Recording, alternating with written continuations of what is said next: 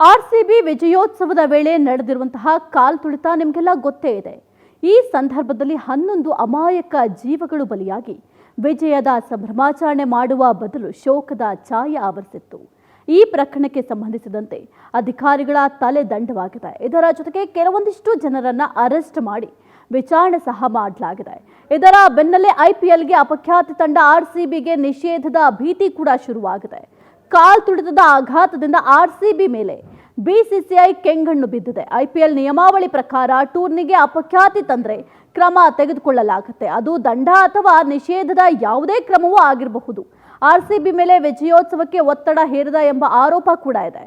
ಇದು ಐಪಿಎಲ್ ಟೂರ್ನಿಯ ವರ್ಚಸ್ಸಿಗೆ ಧಕ್ಕೆ ತಂದಿದೆ. ಕ್ರಮ ಕೈಗೊಳ್ಳೋದಕ್ಕೂ ಮುನ್ನ ಸೂಕ್ತ ತನಿಖೆ ವಿಚಾರಣೆ ಕೂಡ ಅಗತ್ಯ ಇದೆ. ಹಾಗಾಗಿ ತನಿಖೆ ಜವಾಬ್ದಾರಿಯನ್ನ ಬಿಸಿಸಿಐ ಒಂಬುಡ್ಸ್ಮನ್ ನಿರ್ವಹಿಸುವ ಸಾಧ್ಯತೆ ಕೂಡ ಇದೆ. ಈ ಹಿಂದೆ ಮ್ಯಾಚ್ ಫಿಕ್ಸಿಂಗ್ ಆರೋಪದ ಅಡಿ ಸಿಎಸ್ಕೆ ಆರ್ಆರ್ ತಂಡ 2 ವರ್ಷಗಳ ಕಾಲ ಬ್ಯಾನ್ ಆಗಿತ್ತು. ಇದೇ ರೀತಿ ಐಪಿಎಲ್ನಿಂದ ಆರ್ಸಿಬಿಯು ಬ್ಯಾನ್ ಆಗುತ್ತಾ ಎಂಬ ಪ್ರಶ್ನೆ ಮೂಡ್ತಾ ಇದೆ. ಸದ್ಯಕ್ಕೆ ಆರ್ಸಿಬಿಯ ಮೇಲೆ ನಿಷೇಧದ ತೂಗುಗತ್ತಿ ತೂಗ್ತಾ ಇದೆ.